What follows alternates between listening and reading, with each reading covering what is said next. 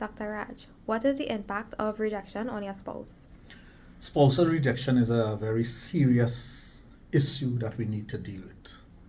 Sometimes couples, being married for 5, 10, 15, 20 years, more than 20 years, they become complacent in their relationship. They take their spouse for granted. And simple little things that they do would come across as rejection. It may not be rejection, but it comes across like that to the other person. So let's say, for example, you go to kiss your wife and she pulls away. That is a form of rejection.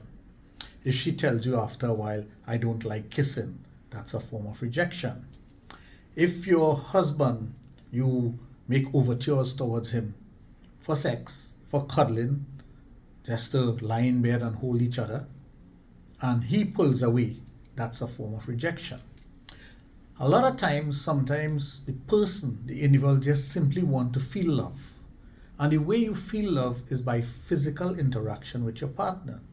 So if your partner don't do the things or don't accommodate the things that you need to feel that sense of love and well-being and comfort, it's a form of rejection.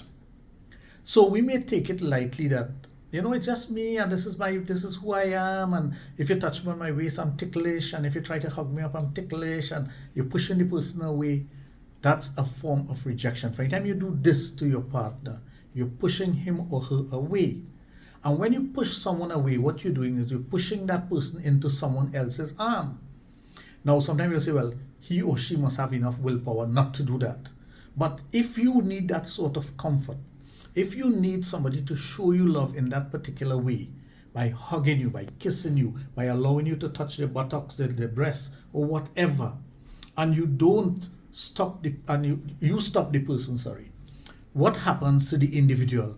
They start thinking that, hey, this person don't like me, this person no longer love me, they don't want me. That is what happens to the human mind. It's like an animal. If you don't pet your dog or your cat ever so often, they will feel rejected. It's the very same thing. You need to feel pet. You need to feel, just a simple play with your hair. Well, I have no hair, but things like that. Touch on the shoulder, a little touch on the face, a caress, a kiss, but not just a smack. Some people they smack as opposed to kissing.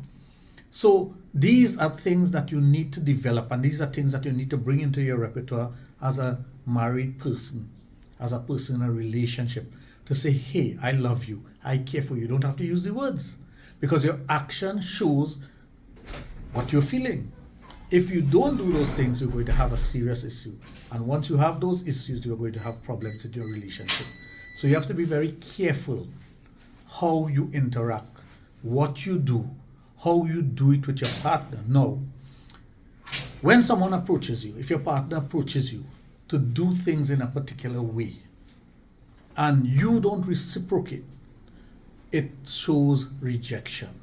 And that rejection could lead to animosity, it could lead to infidelity, it could lead to a host of other things in your relationship. So you have to be very careful how you accept the advances of your partner. Even later down in a relationship, 30, 40 years into a relationship, you still have to show that the fire is within you, the spark is within you, for the love and appreciation of the individual. I love you, you love me, but we're showing it to one another. And that is something that we have to work on. It's a work in progress throughout a relationship. It's not something that, hey, I did it when I was 25, so I don't need to do it when I'm 55. You need to do it all the time. You have to be aware of these things, and you have to make a concerted effort to make sure you do these things. I hope that answers the question.